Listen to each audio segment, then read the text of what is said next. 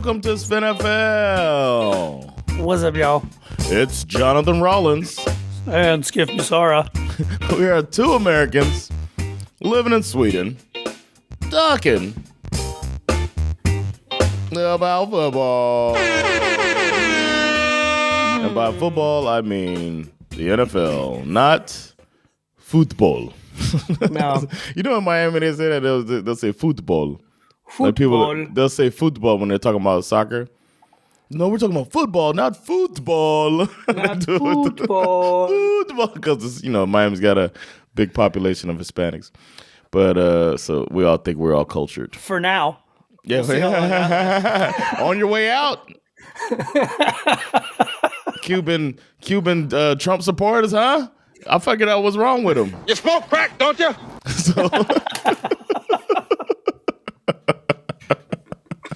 You voted for who? The fuck is that? You see, that's why our people don't have anything. Yeah, that's what it comes down to, man. That's the newest sound stuff on the Sova Hender soundboard, so I had to go dig in there. And I love it. I thought you'd appreciate it. I mean, we're here today to talk about the draft and some other stuff, but, I obviously, wanted to postpone because of the death of the Pope, but Jonathan personally just said, fuck the Pope. He seemed, the more I hear about him, that's what happens when people die.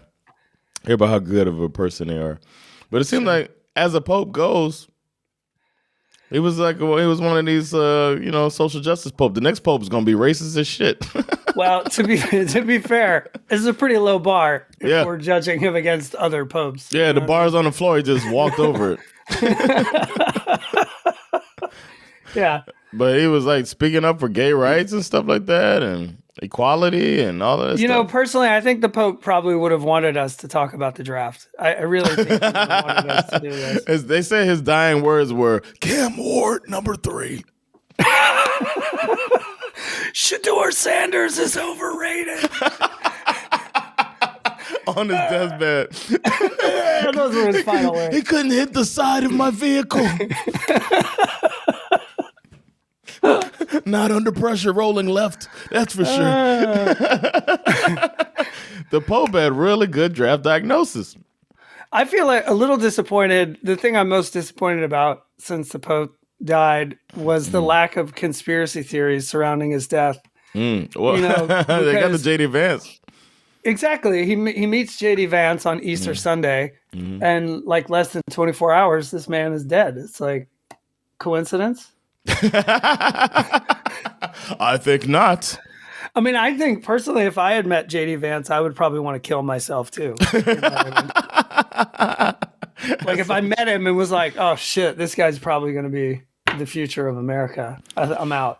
All the conspiracy theories, they're coming out because this ain't the first time that we've been duped by the media, mainstream media. Fool me once. Shame on you. Yeah. I can hear that. If fool me, we can't get fooled again.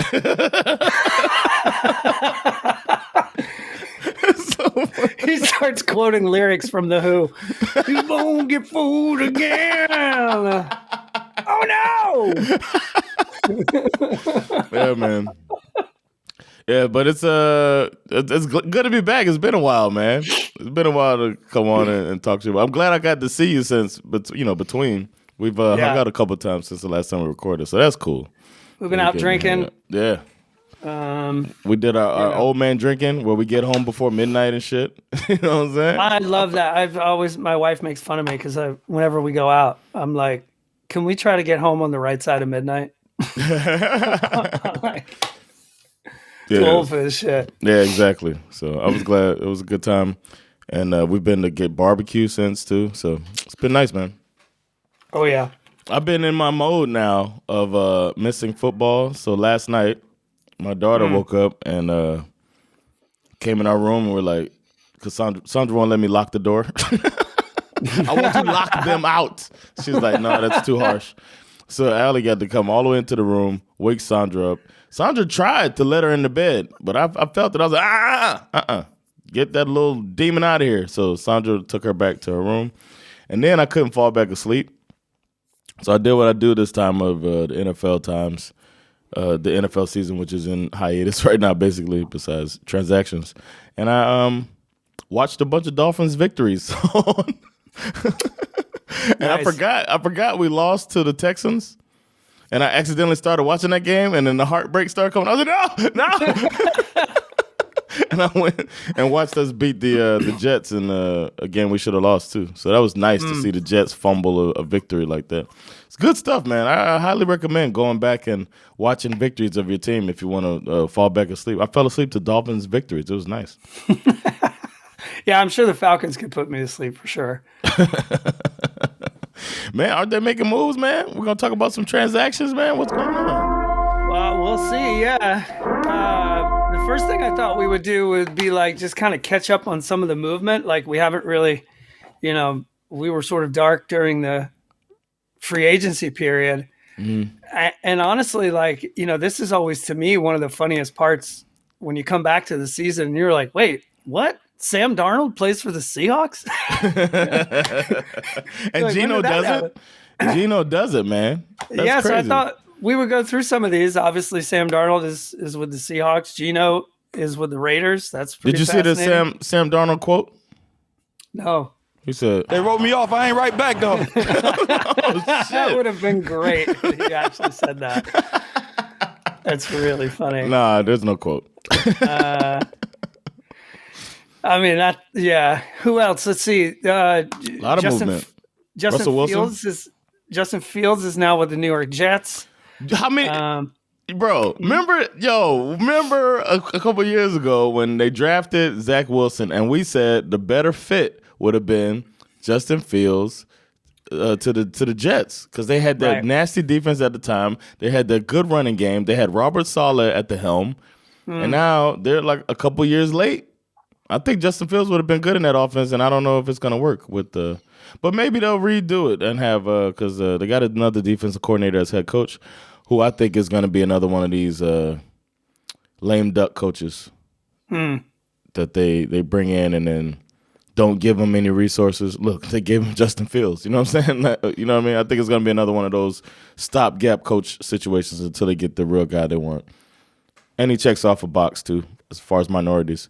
And one more thing. Last night, I was watching one of the games I saw was the Dolphins beating the Patriots, and I got to watch Drake Brady. And I forgot. Remember that I got so annoyed at how they were talking about him, and as if he was making no mistakes, and it was just such bullshit. And it was the same way that they gassed up Mac Jones, and it was just such a reminder. Like this, we'll see what happens with Drake Brady. I'm not saying he's trash like I thought Mac Jones was at the beginning, but they gassed him up so much. We'll see. But Gerard Mayo's gone, and the Patriots aren't getting any flack for that, for bringing in a coach for 1 year and then dumping him like that, and him being a minority, which happens. We've talked about that when they don't give resources. They kind of got away with doing the same shit that NFL owners do, but to their own guy. It just looks even worse that it was Mayo and he got screwed like that. But I don't know. I just thought about that last night. Like, damn, they really got over on us, man. It's a good point. Yeah. Probably the weirdest quarterback room in the NFL this season has got to be the New York Giants. What they got going on over there? I mean, first they signed Jameis Winston. Oof. And then they snatched Russell Wilson away from the Steelers. So you have a quarterback room that is essentially Russell Wilson, Jameis Winston, and Tommy DeVito. Tommy!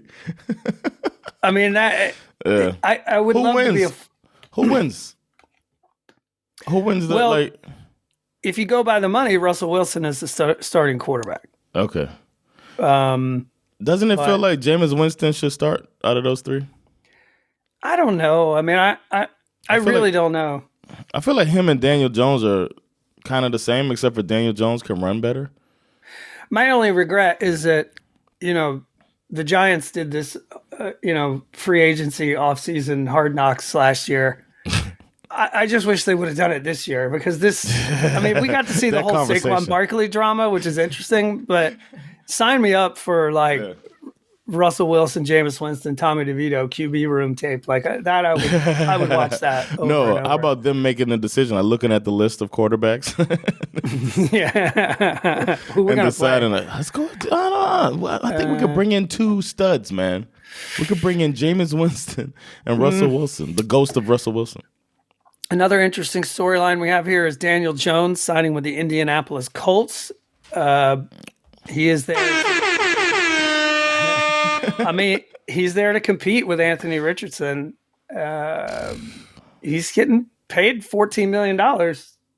He's gonna win. He's gonna win that. He could beat him out. So he's gonna beat him out, and I think Anthony Richardson is he's gonna be one of these kind of how the Steelers did Justin Fields last year.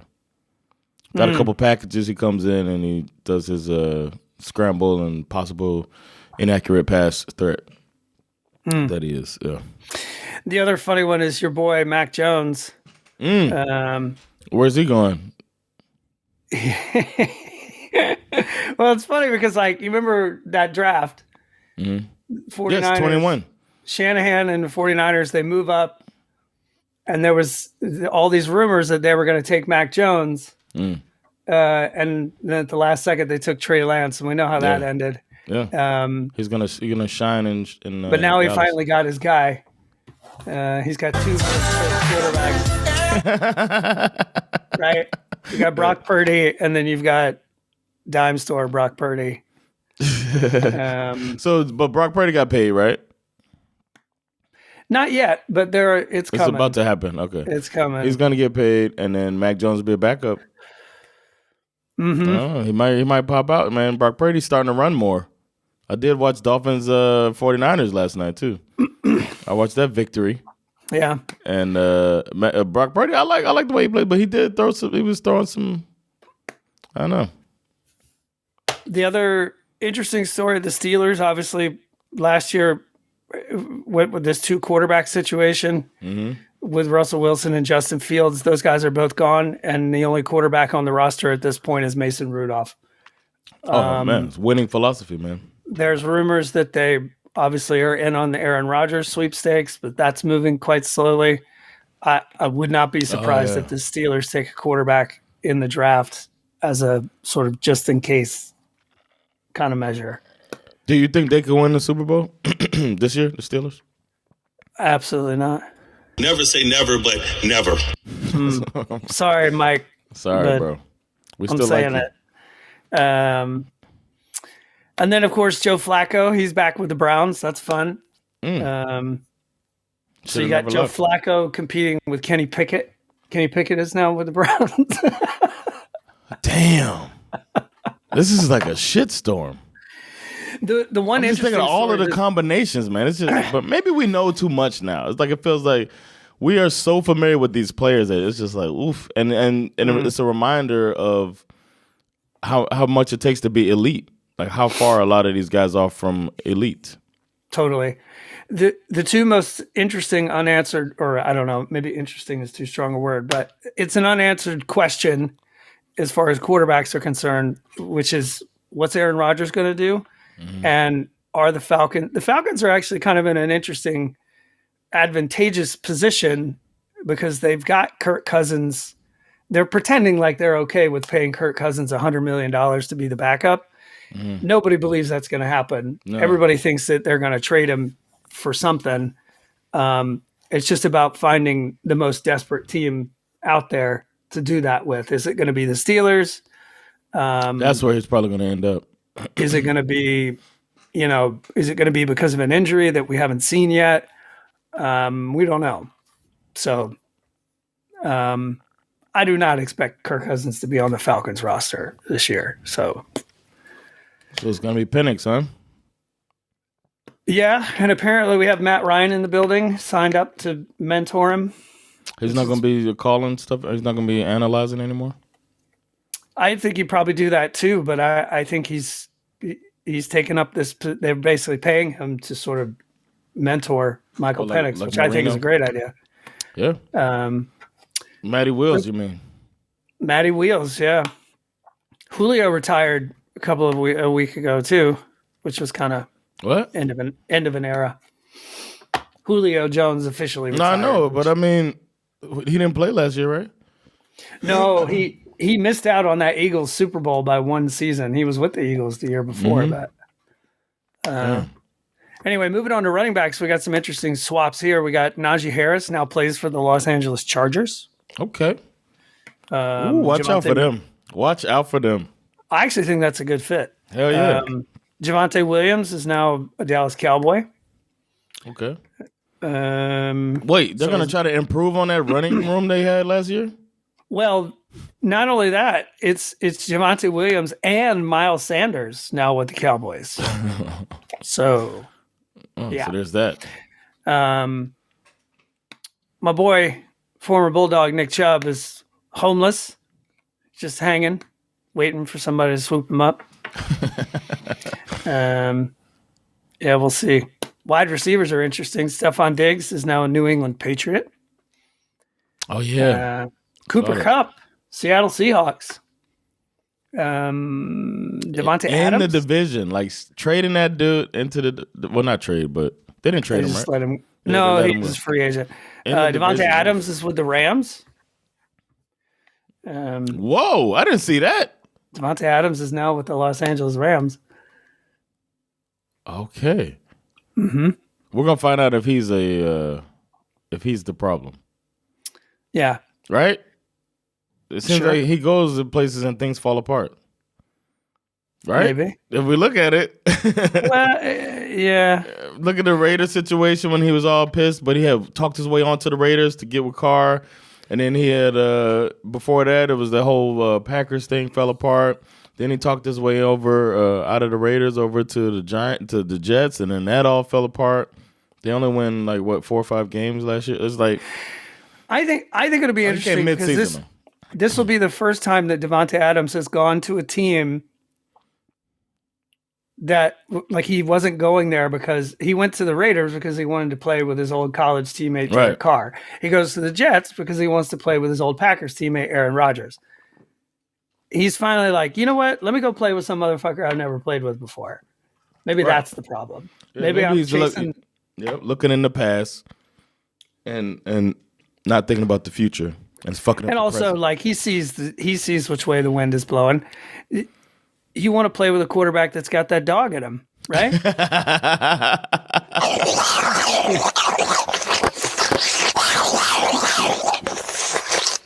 Just saying. Let's see what else we got here. D-Hop signed with the Ravens. Not sure that matters. Man, I thought he was going to do more with the Chiefs, man. Might be it, man. Remember he had everybody, he started that shit that dunked on him shit, and that was kind of it.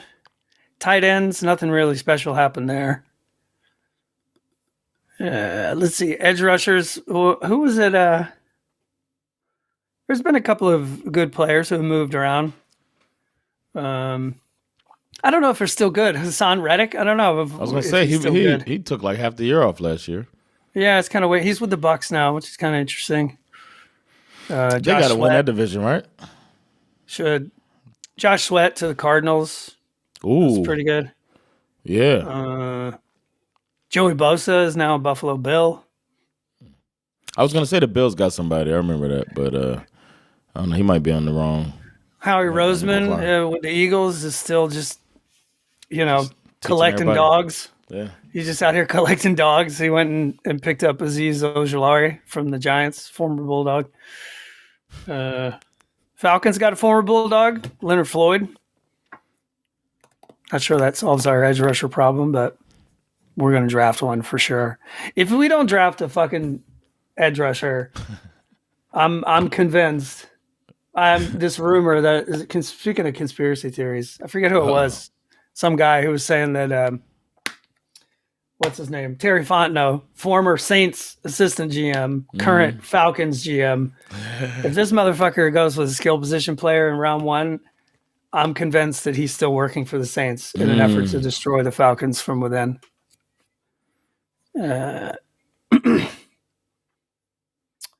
Well, the Saints are good. They got Kellen Moore, so Yeah, they're going to be good. Also, I can't wait to get into the draft because that story is crazy with the draft. Their situation has gotten very interesting. That's really all there's a lot of other people. Drake Greenlaw is a Denver Bronco now. You got all kinds of other weird I wanted to get him, man. people moving around. Everyone's waiting on Jalen Ramsey. The rumors of the Falcons are kind According. of are in the hunt for Jalen Ramsey. We don't have a lot of cap space, but you know how cap space. We'll take that first round pick. Cap space doesn't mean anything. Take that first round pick. I don't know. I don't feel like that solves our problem. No, but it could help us. Anyway, we got some rule changes. The new overtime rules are basically the regular season overtime rules are going to be the same as playoffs now. Everybody's going to get a possession. There's going to be a 10-minute clock. So the only real question is it possible for one team to go on a 9-minute and 57-second drive? Like, how does that work? If everybody gets a possession, I don't understand how that works. Oh, yeah. You know what I mean? You good point. You go on like a 17-play drive, suck up the clock, and then the other team gets a possession for 3 seconds. If you kick a field goal with 40 seconds left, and then I don't know. Kick it off. You got a possession. You got a possession. Yeah, I think that could work. The No Fun League is back. They have come up with some specifics on unsportsmanlike conduct penalties regarding celebrations. Oh. Players will no longer be able to do the throat slash gesture. Because that increases school shootings. Simulating firing or brandishing a gun. Oh, yeah.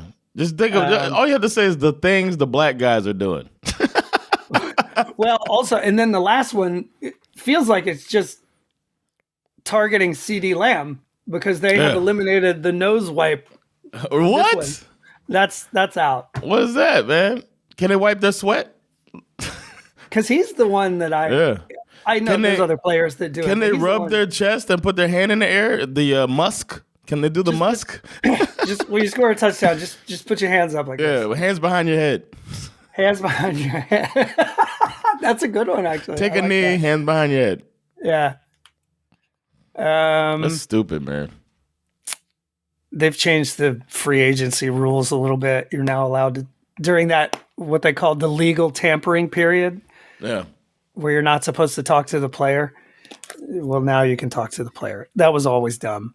Oh. They thought they weren't talking to the player. Okay. Yeah. Oh no, you're just talking to the agent. Yeah.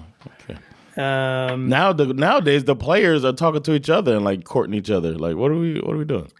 I think they also changed the kickoff rule. Like, if you kick it into the end zone, the ball is going to get moved up to the 35-yard line now. Yeah, they moved. Yeah, they want you to. They're trying to incentivize kicking the ball in play. Also, we talked about this before, the video replay stuff, which I think is quite. They added something though. They added where the video.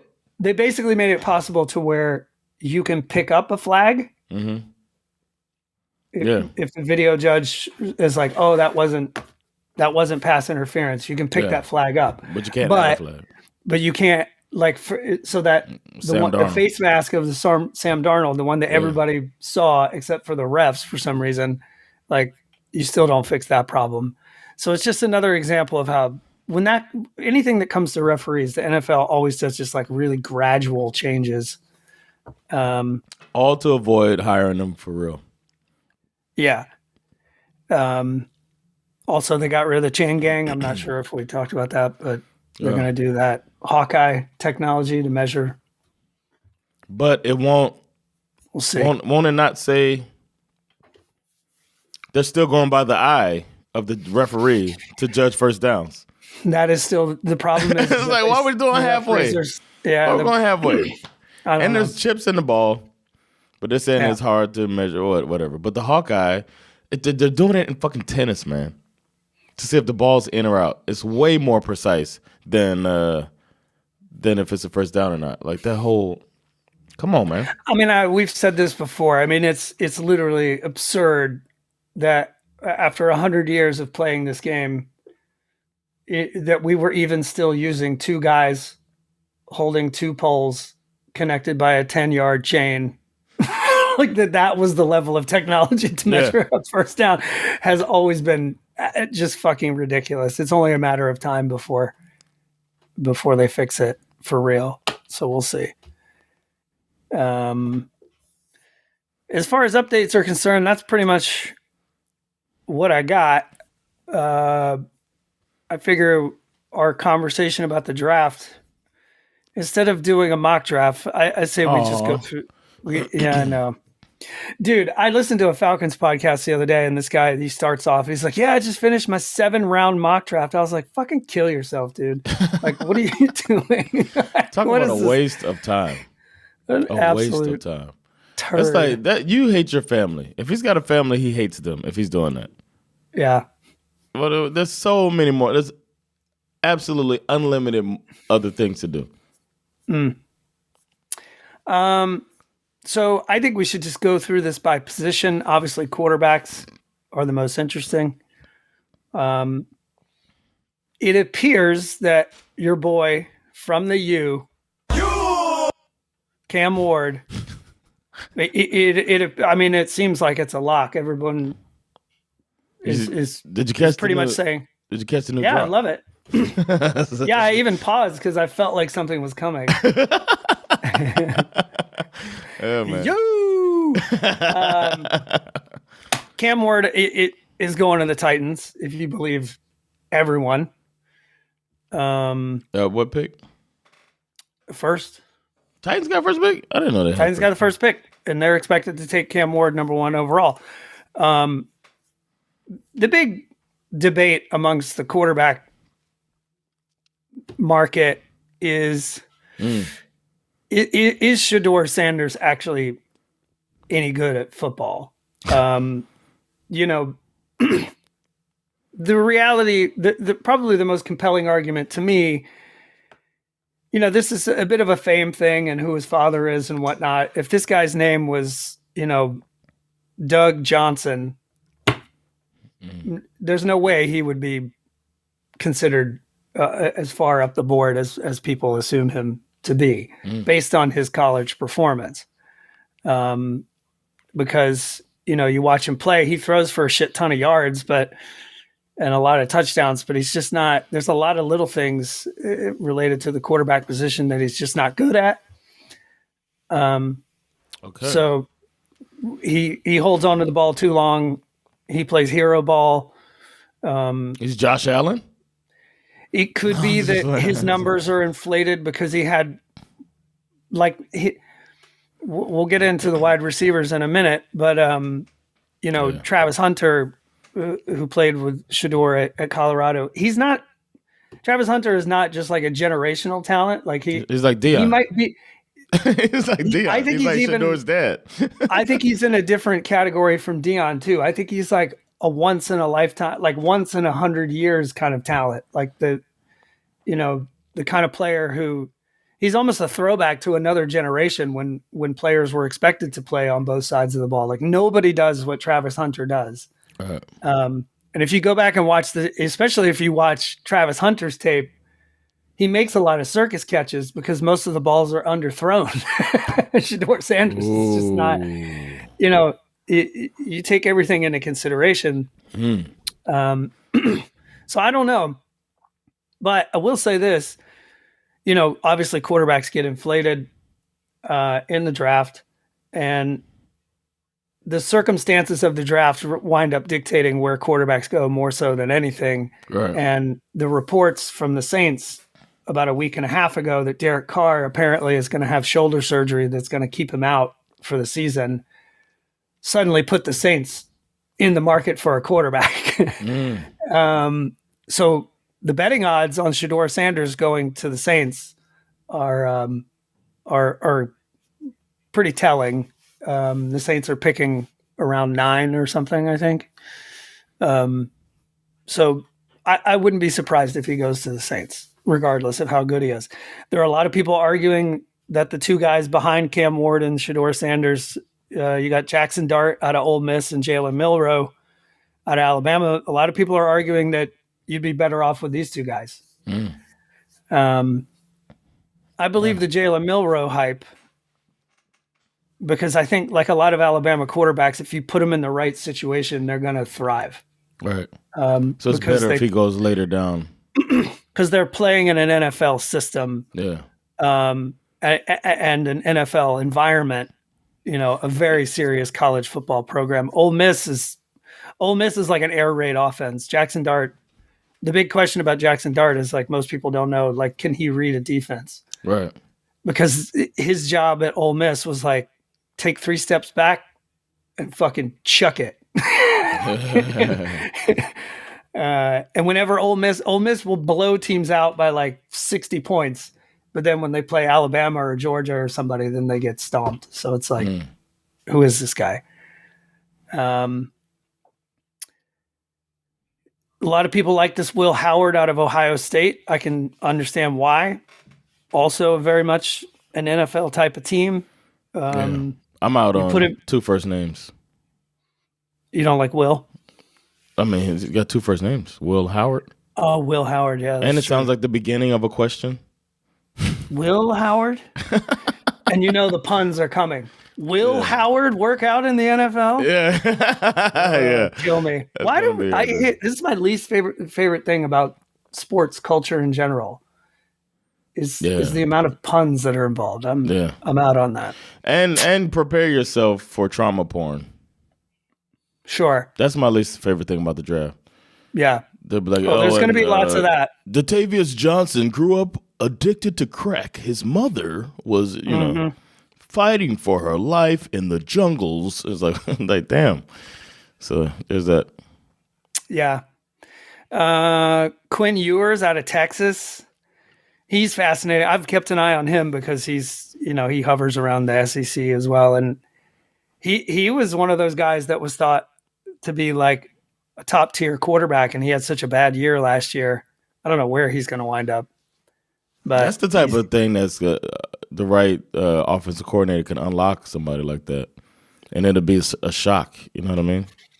That's kind of how I feel about Jalen Milroe. I actually think Jalen Milroe, if he winds up with the right coach, I think he's going to be good. Because they said the same kind of shit about what's his name? I'm so old now that I just forget someone's name as soon as I want to say it. Eagles quarterback. Oh, Hurts. Jalen Hurts. Yeah, exactly. He loses the job to Tua at Alabama, and he has to go somewhere else, and he comes into the league, and everyone thinks Tua's better than him. And Tua is better than him. Yeah, Tua may be better than him. He's in a great situation. And that's what we're saying. That's exactly what you're saying, man. If Milroe gets in a good situation, it could be good for him. It'd be interesting. Have the tools, man. Regardless, I think Hurts is in a perfect situation for his skill set. Mm-hmm. I think, I think it's going to be interesting to see where these guys go. Jalen Milroe, by a lot of mock drafters, is thought of as a second-round talent, but he has been invited to night 1, which suggests that he's going to get picked. Or that they're going to have the camera on him. It's going to be awkward with him and his girlfriend and mom sitting there. You know what I mean? Yeah, we'll see. Remember that happened to Johnny Manziel? They had the camera on him all night, and he went so late. The most famous one recently was Will Levis. He was there. Oh, yeah. And he had that super hot girlfriend. Oh, I didn't remember that. I don't. She got more. I don't look at women like that. And then they broke up right after the draft. So like, you went too low. Awkward. So quarterbacks are always interesting, but in all honesty, it's not a super deep quarterback draft. Probably one of the most exciting positions for the draft this year is the running back position. Ashton Genty is like just in a completely different category from the rest of these guys. Ashton Genty out of Boise State. If you haven't seen him, I mean, this dude, my favorite stat. Okay. The guy averaged like 7 yards per carry, which is just absurd. But my favorite stat about Ashton Genty, he led college football in total rushing yards. Oh, I've seen this guy run. Do you know who came in second? Travis Hunter? Ashton Genty after contact. Oh my God. That's crazy.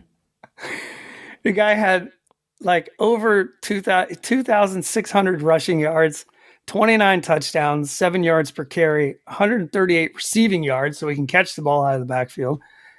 I mean, the guy's impossible to tackle. He came really, really close to breaking Barry Sanders' college rushing record. I mean, this guy is. Yeah, I remember they were talking about that. I saw them. I watched one of their games. This guy is going to be super, super fun to watch.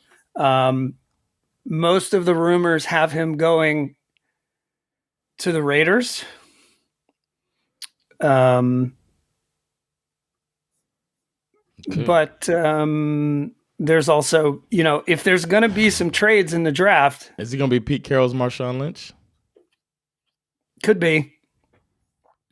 If there's going to be some trades in the draft, I like the Cowboys, for instance, might be like, because the Cowboys view their most successful years as being a very like talented, the Emmitt Smith years, where you got that guy who can run the rock.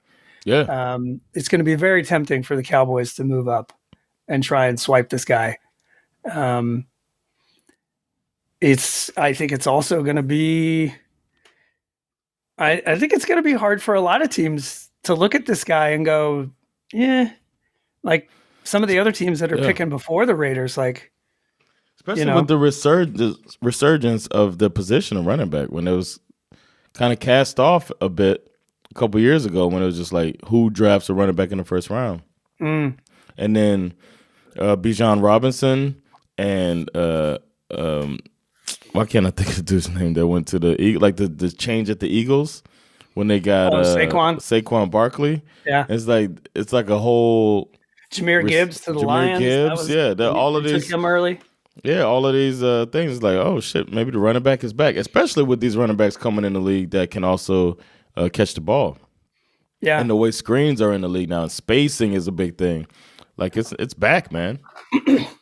Shit, even our running back, the little speedy guy, Achan. Like it was like, oh shit, it's a different way of running back. It's not Ricky Williams anymore. It's these versatile guys that can read a zone and break off in zone blocking and find the hole and one cut and they're gone. Mm-hmm. The other interesting philosophy that some teams may lean on is, because the running back draft this year appears to be so deep, you're going to see teams waiting, like Shanahan, knowing that they could probably get one of these guys in the second round instead of the first round. Oh yeah, because some of these guys are real badasses. Once you get past Genty too. So I think every team should do best player available, man. The comfortable GMs that are comfortable in their position and their job are just like, best player available. Let's go. Yeah, one of them is Amarian Hampton out of North Carolina. He was great this past year. You've got two running backs from Ohio State who were considered quite good. Travion Henderson and Quinshon Judkins. The one that's probably the most interesting to see where he's going to go is this guy out of Arizona State, Cam Scadaboo. He's not very fast, but he's kind of impossible to tackle, and he's got some Taysom Hill type vibes to him, where he does a lot of, if you saw, he played the most ridiculous game in the college football playoffs this year, where he was like running his ass off. He's throwing up on the sidelines. He winds up throwing a touchdown pass. And then he catches one, and it was just like he put the team on his back. He was just an absolute legend in that game. And you said they compared him to Alvin Kamara, and he said, "Don't ever disrespect Alvin Kamara like that." I like that. We're gonna have another Etienne. We already have a Travis Etienne in the NFL, but his little brother, Trevor Etienne. Travis and Trevor. They sound like they were badass kids in school. Yeah. Travis, y'all sit down. Yeah, Trevor played with the Gators for a couple of seasons, and then he played last year for the Bulldogs. Had a pretty good year, but he had some injuries. I don't. He's going to go late. He'll go somewhere late. But yeah, these running backs. I agree with you. I think it's going to be interesting to see how this shakes out, especially because of what we went through this past season. The running back position being Saquon, both Saquon and Derrick Henry seem to kind of reinvigorate the conversation about like this sort of devaluing of running backs. Yeah. And I think Genty's going to be the fun one, so we'll see. I think the next wave is going to be players that are physical wide receivers that are like a little smaller and can like hybrids, like Debo. That's what teams are going to be looking for as well. These receivers that can read running lanes and come off these sweeps and take a little contact and go across the middle. It's going to be a resurgence of that, like toughness of Anquan Bolden, but then hands. You know what I mean? I feel like that's what they're going to be looking for too. Yeah. Or should be. Well, that transitions us nicely into wide receiver. As I hinted at before, Travis Hunter is basically at the top of the list. He's in a tier all by himself. He's thought of as the best wide receiver in this draft, as well as the best cornerback in this draft.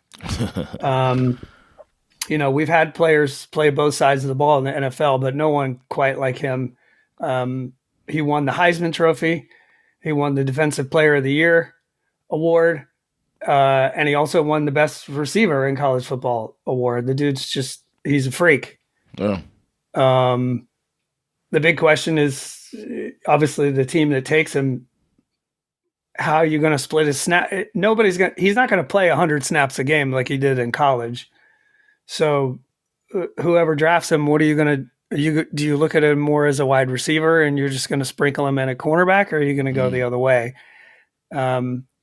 He's quite defiant in interviews to the point where he says, if someone drafts me and isn't planning on playing me on both sides of the ball, I'm just not going to play football. Damn. Yeah, I heard that too. I like his attitude, man. Somebody was crediting his attitude, his mindset to the fact that he came up under Deion Sanders. And I thought that made a lot of sense, man. A true professional sport athlete saying why not, and encouraging him to go for it all. So I like that, man, and I hope a coach takes advantage of it. My only concern is that most mock drafts have him going second overall to the Browns. There's a handful of teams that could fuck up a Travis Hunter, and the Browns are on that list for me. Short list. Yeah. But he also, when he's on the field, I would think that's a liability if he goes in on defense. I think you're showing your hand a little bit, because I doubt that they would put him out there to play zone defense. Right. So you're probably going to know that it's a matchup defense at the time, and it kind of makes it easier for the quarterback. Well, to be fair, for these teams, it does propose a pretty sizable risk. You draft a guy like Travis Hunter, who, as I said, is thought to be the best wide receiver in the draft as well as the best cornerback. If he gets injured, you're not just losing one guy, you're losing two guys. But I think wherever they decide to play him, the majority of the time, the other side won't get as much. There's no way he's, like you said, there's no way he's doing 100 snaps. So, I mean, I would maybe have him roving around as a robber cover or nickel corner, so he's not in every play type of thing. But I would just assume that it's man defense when he's out there, because it's a lot of shit to learn. That's what the thing is. The NFL is not like in the 90s when Deion was out there matching up with somebody. There's a lot more zone and mixed defenses and different concepts and switches you got to remember. And, man, I'd test the shit out of him if he was out there, if he's playing on both sides of the ball, and then put some little mixed route combinations out there to see if he bites on whatever fake or whatever. Forgets his assignment. I would actually rather see him go to the Giants, who are picking third. I just think, I don't know, somehow that just feels like a better fit for me. I just don't trust the Browns. Yeah, of course. I just don't trust them as an organization. Where's Deshaun Watson? He went somewhere, right? No, he's still technically with the Browns. He's just I thought he got. he ruptured his Achilles again. Oh yeah, that's what it was. Yeah, okay. So I think they're going to figure out a way to just dump him on his ass. But I think they should be punished for taking him, man. They should eat it all. the other wide receivers, you've got Tet McMillan out of Arizona. Not Tet getting McMillan? he's not getting a lot of good press. Is he is he Mormon? I don't know. That's a Mormon ass name. Tet. Well, his real name is Tetaroa McMillan. Okay. Oh, so he's a Pacific Islander. And apparently he doesn't like being called Tet, but he likes to be called T-Mac. Oh, that's a good nickname. Which is fine. Yeah. He gave an interview recently where he basically admitted he doesn't watch tape. He thinks it's boring. And so people are a little worried about him. What's wrong with y'all? But he's the kind of receiver you're looking for as far as his measurables. He's 6'4", 219 pounds. He's a good receiver. Yeah, imagine if you're good and you're 6'4" and 219 pounds, and you can know what type of defense they might be throwing at you. Whoa, what an advantage. What are you doing, bro? The dude's averaging like over 15 yards per reception, so maybe we're just overthinking it. No, he needs to watch tape.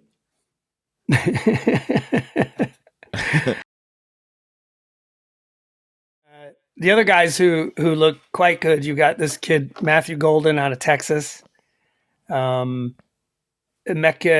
Egbuka out of Ohio State, and the one who I think could be kind of sneakily maybe better than all these guys is Luther Burden. Luther Burden III out of Missouri. This guy, he's a tough motherfucker. I like him. I mean, is he going to be the best Luther ever? Could be. That's tough, man. Luther Vandross was a G. Right? And then you got Martin Luther King. So there's a lot of Luthers to... The original Martin Luther? Correct, yeah. That guy. You got Lex Luthor? You know who I think is going to sneak up on people? I think I'm going to make a prediction right now. This year's Puka Nakua, right? Okay.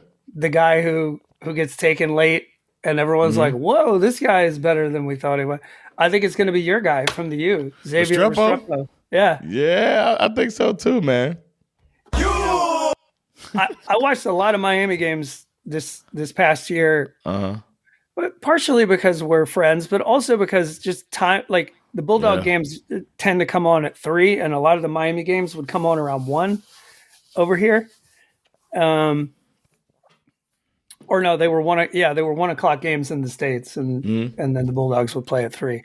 And so I would I'd be like, fuck it, I'll sit here and watch the U before my dog. And this dude he's kind of a badass. Yeah.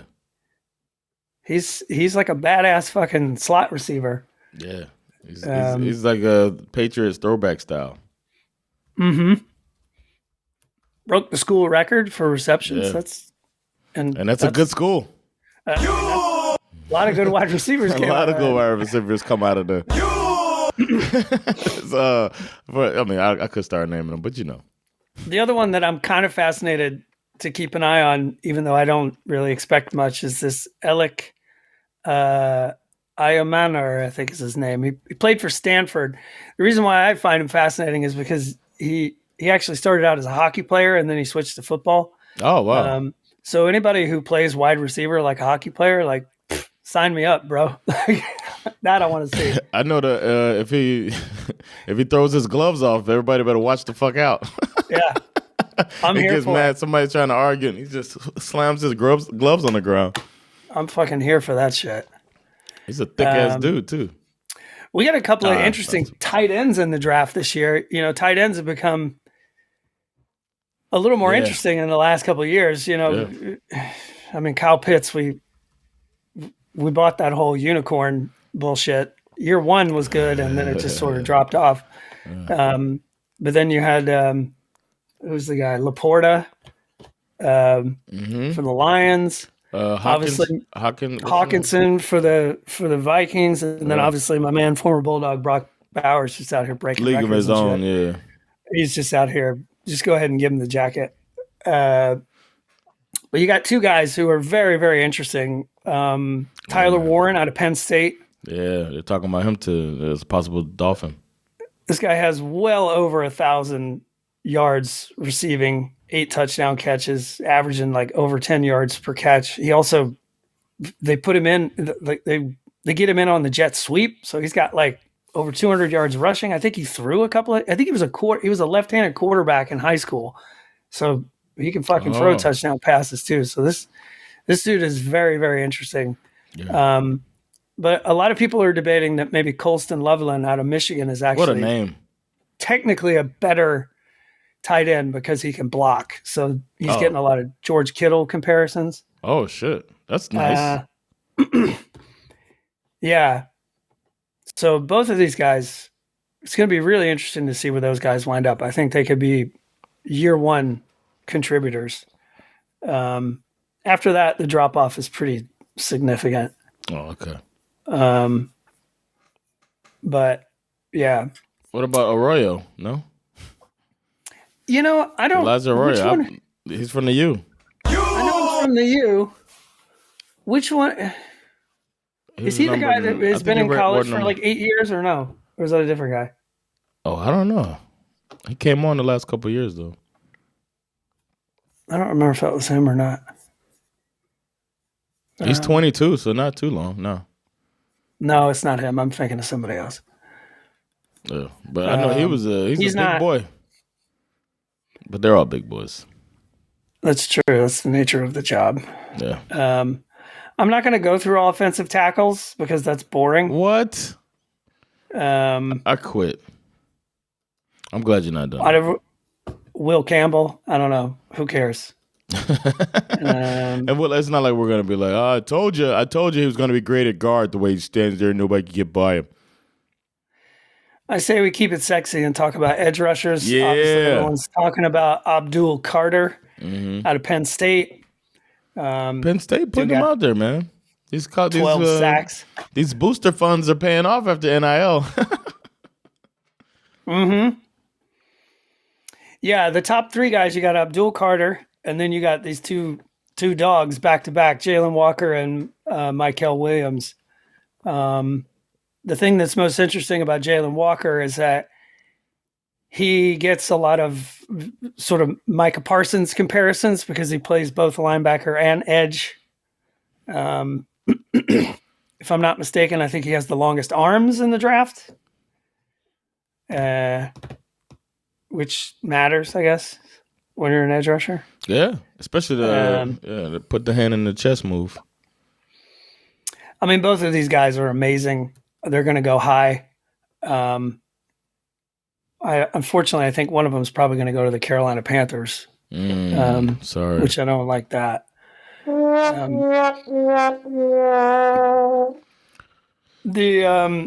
Mike Green out of Marshall, which is not, the weird thing. Right. A lot of mock drafts have Mike Green going to the Falcons. We'll see. Marshall doesn't play a lot of great teams. This guy racked up 17 sacks last year. I think a lot of people still believe in him because the one game where he played they played Ohio State. They lost the game, obviously, but Mike Green had 2 sacks in the game. So that was sort of the prove it moment. Can you play against a real team? And he passed the test. Yeah. So you got this Texas A&M guy, Shamar Stewart, James Pierce Jr. out of Tennessee. He's pretty vicious. I've watched him play quite a bit. A lot of good edge rushers. It's thought of as a very deep edge rushing class. So you're going to see, which is good for the Falcons for sure. Not all these guys are obviously going to go in the first round, but it looks as though most teams who were picking in the back half of the draft, if you need an edge rusher, then you just have to take like you suggested, the best player available, the best edge rusher available, and and you're probably going to be in good shape. Because these dudes are fierce for sure. Yeah, I would love. We're not going to get Jalen Walker, but we'll see. Go to linebackers. Linebackers, we got obviously Jalen Walker is listed there as the best linebacker. You got Alabama's Jihad Campbell. A guy named Jihad. With two A's.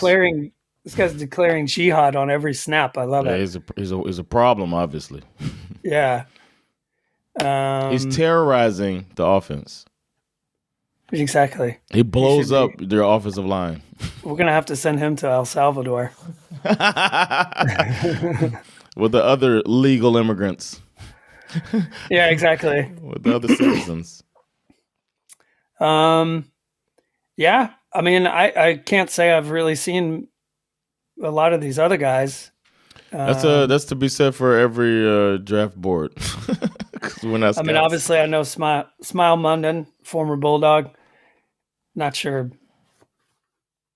I don't know. We'll see. I don't know if he's good enough to be a significant NFL player. It's kind of hard to tell. He was really good 2 years ago, and he kind of fell off the last couple of years. As far as cornerbacks are concerned, obviously Travis Hunter, top of the list. Will Johnson out of Michigan. Some of these other guys, haven't seen them either, but I don't know. Cornerback is a tough position. And you got to get on the right team and the right system. It's like that's one of the toughest ones because you can be a stud in college and then go to the pros and just flame out. I've seen a lot of mocks where your Dolphins are slotted to take Georgia's safety Malachi Starks, which you'd be in good shape if you get a hold of that guy. Okay. He makes some very special. Yeah, we got rid of Javon Holland. Maybe that's why. Malachi Starks. It'd be fun if he winds up on Miami. I'd be down with that. Sad about Javon Holland leaving. As far as we could sort of rip through. Anybody? Do we have any listeners who root for the Tennessee Titans? Probably not. I can't remember when we did the origin stories, which we're still taking. If anybody's new to the podcast, we'd love to hear how you found the NFL because most of our listeners are here in Sweden, so it's interesting to find out how you got so into the NFL that you listen to our small NFL podcast. So any Titans fans out there, let us know. Anybody who hasn't sent it in, we'll read it on air. Your origin story is great to hear. Yeah, I mean, as I said, the Titans are probably taking Cam Ward. I mean, they have a lot of team needs. Will Levis sucks. You might as well replace him now. You caught me off guard with that. Browns are in the same boat. They need a lot of shit, but they're probably going to take Travis Hunter. He's just too fucking good. Most people assume the Giants are going to take Abdul Carter because they went out and collected quarterbacks in the offseason. Patriots are probably going to take a tackle. Because they got the quarterback of the generation. Yeah. Jaguars looking like they're probably going to take defense. Although I wouldn't be surprised if they take a wide receiver because they lost a lot of wide receiver talent this past offseason. Christian Kirk is gone. We didn't give a shout out to the Panthers for keeping their coach 2 years in a row. Like didn't they fire a coach 3 consecutive years now? They're That's actually true. Coming into another season with the same. Well, coach. he could still get fired in the middle of the season. Oh, good point. So we'll see how that goes. But the Jaguars got Liam Cohen, so we'll see how that goes. He didn't even have to move far. He's just a couple hours up the road. Most people are expecting the Raiders to take Ashton Genty. Mm-hmm. Probably. If they don't, though. It makes sense, man, for Pete Carroll. If they don't take him, it'll get interesting because he's that good, and it'll be interesting to see if some of these teams change their draft board if he's still there. Or maybe they can get some capital for him if they're cool with it. Yeah. And get people to trade up. Most people have the Jets taking a tackle. I would say that's probably a smart. I mean, they have one of the worst offensive lines in the league. Panthers look like they're probably going to take Jalen Walker, Shador Sanders. Are you doing a mock draft right now, Skip? I'm looking at somebody else's mock draft. You know, the other interesting, there's two teams. Did you trick me into listening to a mock draft? I think there's two teams that are potential trade ups to get Ashton Genty. Okay, all right. And I would say one of them is the Cowboys. I said that already. The other one is don't sleep on Ben Johnson, the new head coach of the Chicago Bears. Oh, yeah. Looking at what he managed to help build over in Detroit and going, do I want a guy like that? Hell yeah, I want a guy like that. Because they also, you know, the Bears spent the majority of their free agency money on trying to fix their offensive line. Yeah. So it makes a lot of sense for the Bears to be thinking, calling the Raiders, saying, you know, we want this guy. So that could be. How about the Ravens and 49ers having both teams having 11 picks in the draft? So crazy. Yeah, man, they have the most picks out of everybody. I think the Falcons have like 4. Like, so, like, we're not gonna fix anything. Nah, but the draft never fixes everything. But you know, it's still good, even as assets. True. Yeah. Yeah, I think obviously I'm not going to go through a whole mock draft, but you know, most people think there probably aren't going to be a lot of trades, but I do think that there are a couple of players that are worth trading up for. I think Genty is one. I'm certain that the Browns are taking calls for people who want to get their hands on Travis Hunter for sure, 100%. Because if the Browns were smart, I mean, the Browns are not a Travis Hunter away from being relevant. Not even close. Not with that fucking quarterback room. Yeah. Kenny Pickett and who's the other one? I just said it. Joe Flacco. If they're smart, they trade back. Well, Aaron Rodgers showed us. Yes, they should trade back, but Aaron Rodgers showed us that you can recover from an Achilles pretty quickly. So maybe Deshaun Watson will suit up and be ready before the year's over. And can be back to where he was in 2018. Because there's also rumors that Kirk Cousins might go to the Browns. Mm-hmm. That would be smart for them to go back and get some assets. Also, there's some tea leaves to be read here because you know when Myles Garrett was demanding to be traded out of Cleveland, and then he does an about face and signs this massive contract with the Browns. He does this interview where they asked him why he changed his mind, and he said, "Well, they said, did the team tell you what their plans are for the draft and free agency moving forward?" And he's like, "Yeah." He's like, "That's why I changed my mind." And then, of course, free agency plays out, and they get Kenny Pickett and Joe Flacco, and there's nobody in the world that's sitting here thinking that Myles Garrett changed his mind because of that. No, right? He wanted to have really good practices. So I want to look really good at practice when I'm. And I think it would also be easy to argue that why would he change his mind because they're going to draft Travis Hunter? Like there has to be more to this, right? Unless he's just bullshitting. And probably was. He's just like, fucking, don't want to say the money. They backed up the Brinks truck, and I said yes. You know what I mean? Yeah. But yeah, this round one's going to be fascinating.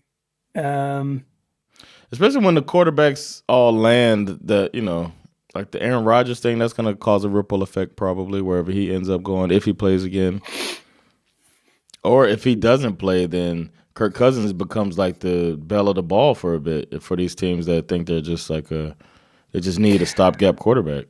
A lot of people think that both Kirk Cousins and Aaron Rodgers are waiting until after the draft because neither one of them wants to be in that situation that they've been in. You know, they don't want to commit to this. Like neither, like say they go to the Steelers and then the Steelers draft Jackson Dart. Yeah. They don't want to. Cousins had to go through this last year. He gets lured to Atlanta in free agency, and then all of a sudden we pick Michael Penix. Neither one of them wants to go through that again. They want to start. Yeah, but you also got to be the best quarterback on the team. Yeah, sure. So most people think that those two guys are just waiting for the dust to settle to make up their minds about what they want to do. So to me, those Travis Hunter, Ashton Genty, Aaron Rodgers, Kirk Cousins, and all of these other quarterbacks who people, like Shador and Jackson Dart and Jalen, those are the most interesting storylines for round one, I would say. And who's gonna do something stupid, right? Who's gonna trade up for something dumb? Who's gonna, all that seems to always happen every year, at least one team. So. I wonder what's going to happen with Minnesota. That's one team I'm curious about. Because I feel like I feel like that division is going to be pretty wide open. Yeah. I think the Lions are going to they're going to regress a little bit, and it's going to keep it open for everybody. It's going to be a three-way race, possibly, if Ben Johnson is who we think he is. Yeah, because I forgot who the quarterback is in Minnesota now. Oh, right. J.J. McCarthy. McCarthy. They're going to roll with McCarthy. Yeah, and it feels like they can't feel confident with that. I think if you did that with Sam Darnold, right? O'Connell seems to be that dude. You know who has a chance to have this like sneaky best situation as far as like when the first round is over is actually the Broncos. They were better last year than we thought they were going to be. Yeah. They're picking in the middle of the draft. Yeah. And there's so many good running backs, and most people have them taking a running back. But because the running back draft is so deep, they're guaranteed to get either the second or the third best running back on the board. And people feel like they hit on the quarterback. Which kind of solves their biggest problem. They couldn't fucking run the ball last year. Yeah. They had 3 running backs and none of them were any good. Yeah. They might have and Bo Nix might be serviceable. Like I really feel like they could come out of this draft like and be a much better football team than they were. I don't know who else. Definitely not the Falcons.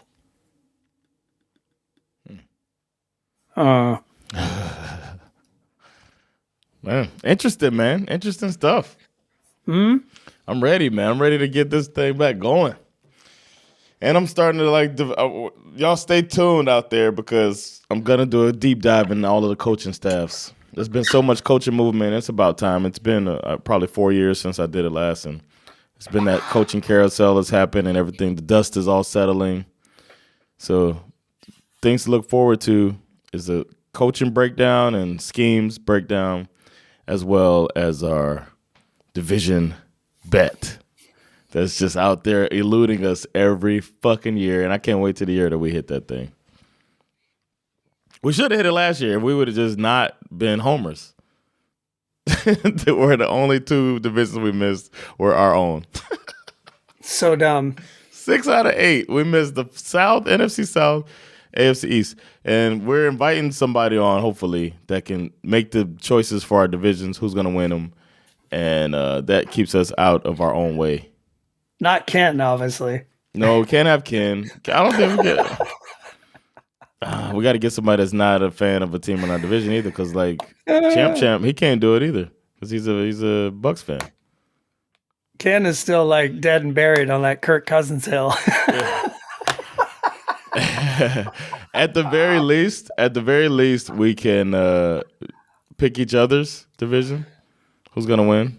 We can't do that. No, I'm out on that. We got to get somebody. Maybe we can. I don't remember who won the flip 'em pick 'em. I mean the pigskin. Because I remember, like crystal clear. I remember before we even spoke, I was like, I'm in on the Dolphins winning that division. Yeah, and I was easily influenced about the Falcons. It's got to be someone. Yeah. It's got to be someone else. Yeah. We'll figure that out. Neutral party. Well, that's been our update. You got anything else? That's it, man. Yeah, I'm hyped for the draft. Yeah. Wake up on Friday morning and see what my team got me for. Yeah, then I always wake up that Friday and then I get to go through and look at tape of each guy that my team picked. I don't know what everybody's routine is, but that's my routine. Get up, get to know the new guy that's on the team, and even all the way down to like 6th round or whatever. I'll even watch a field. I'll watch some punts. I'll watch some fucking punts. But man, he's a fucking coffin quarter punt specialist.